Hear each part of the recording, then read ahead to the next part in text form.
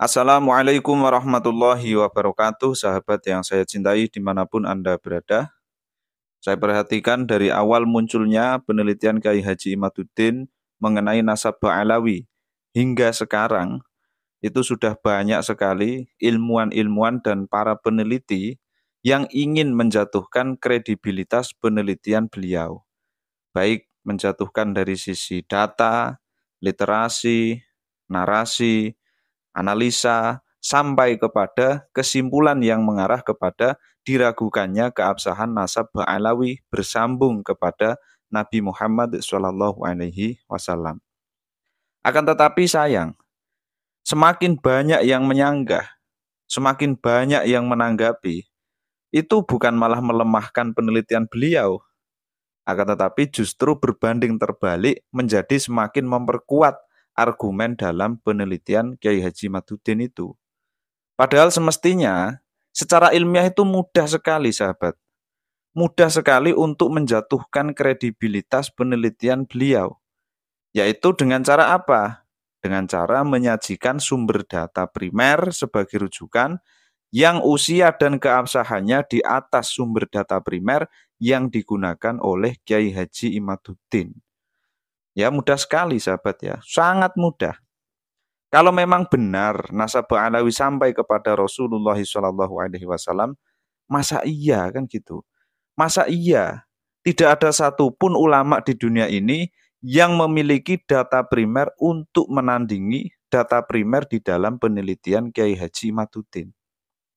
Maka sambil menunggu data primer itu ditemukan, sahabat ya, sambil menunggu juga data primer itu diangkat di permukaan publik, dan agar sahabat tidak terombang-ambing dengan narasi-narasi yang tidak ada kaitannya dengan pokok permasalahan, nih mari sahabat simak dulu tulisan ini, biar kita semuanya bisa fokus lagi, tidak melebar kemana-mana.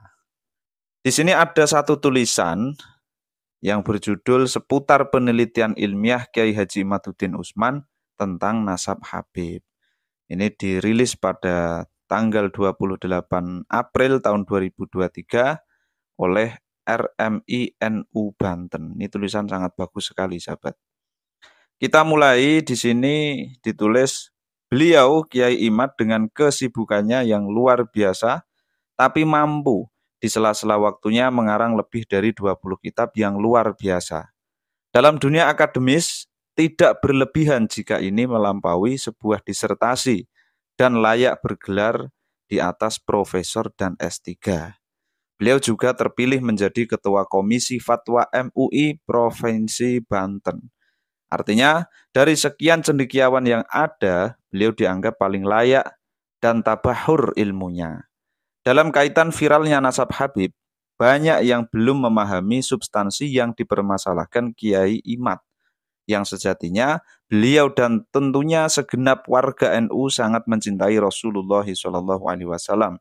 Beliau adalah penulis dan pemikir, penelaah kitab-kitab yang tentunya sudah menguasai betul disiplin ilmu yang sangat diperlukan seperti nahwu shorof, balaghah, mantek, tarikh, dan lain-lain, di mana hal ini tidak diragukan dan sangat bisa dipertanggungjawabkan.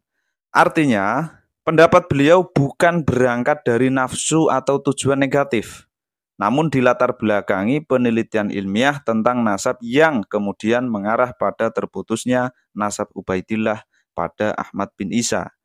Maka hasil penelitian itu bisa benar, bisa salah. Nah ini digarisbawahi, bisa benar, bisa salah. Beliau pun tidak merasa yang paling benar.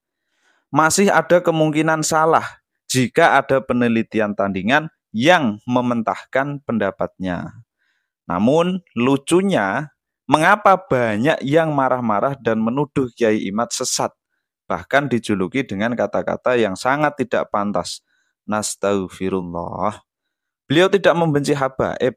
Beliau pasti memuliakan habaib. Beliau akan sangat ta'zim pada habaib. Itu sangat tidak diragukan. Namun dalam hal ini, sedikit ada catatan bahwa siapapun sepanjang ada dalam takwa dan ilmu, maka akan dinaikkan derajatnya oleh Allah Subhanahu wa taala, bukan sebaliknya. Kesimpulan dari tulisan singkat ini, jangan ada kemarahan, jangan ada caci maki, Jangan ada adu domba. Nah ini yang perlu digarisbawahi juga sahabat ya. Selamatkan para habaib dan duriyah Rasulullah dari orang-orang yang mengaku Habib. Jika tidak setuju, buatlah penelitian ilmiah yang otentik, kredibel, faktual, yang memang menyatakan bahwa Ubaidillah adalah putra dari Ahmad bin Isa. Jangan kemudian mengarahkan hasil penelitian beliau ke arah yang lain. Nah, ini fokusnya di sini, sahabat ya. Setelah menyimak, bertanya dan berdialog panjang langsung dengan beliau dari jam 20.30, jam setengah 9 malam, sampai jam 23.00 WIB, berarti jam 11, 2 jam setengah ini ya perbincangannya, pada hari Minggu 16 April tahun 2023 di Pondok Pesantren Al-Raudhoh Kabupaten Sarang dalam acara silaturahmi Kiai dan segenap pengurus RMI PCNU Kabupaten Serang, maka bisa disimpulkan metode penelitian beliau terkait nasab Habib ini. Yang pertama, metodologi penelitian Kiai Haji Imaduddin terkait nasab Habib ini adalah kuantitatif. Dari data menuju teori dan objeknya adalah kajian pustaka. Pustaka yang ditelaah adalah menggunakan redaksi bahasa Arab dan untuk bisa memahaminya hanya yang sudah menguasai ilmu gramatika bahasa Arab, yang terutama nahwu shorob dan balaghah. Setidaknya harus hafal alfiyah, jawahirul maknun, uqudul juman, dan kitab-kitab lainnya. Juga harus paham betul ilmu mantek, ilmu tarikh, dan disiplin ilmu lainnya.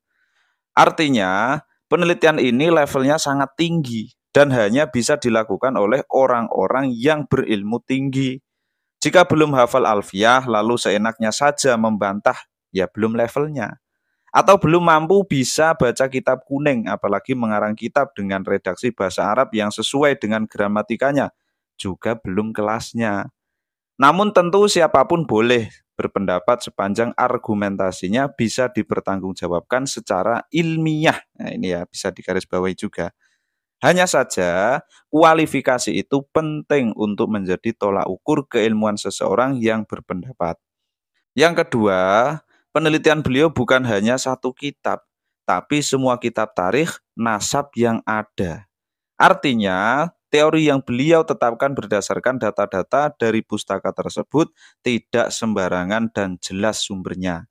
Bukan tuduhan, halusinasi, atau bahkan niat kebencian. Bukan, ya ini perlu digarisbawahi juga sahabat.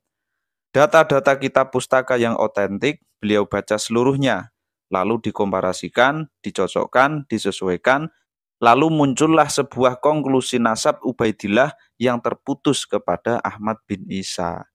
Maka sekedar saran untuk yang akan membantah penelitian Kiai Haji Imaduddin Utsman, ini setidaknya harus memenuhi beberapa kriteria. Ini perlu diperhatikan ya bagi siapapun ini yang ingin membantah penelitian Kiai Haji Imaduddin. Yang nomor satu, memahami dengan menyeluruh disiplin ilmu yang diperlukan seperti nahwu shorof, balaghah, mantek, fikih, usul fikih, qawaidul fikih, dan lain-lain.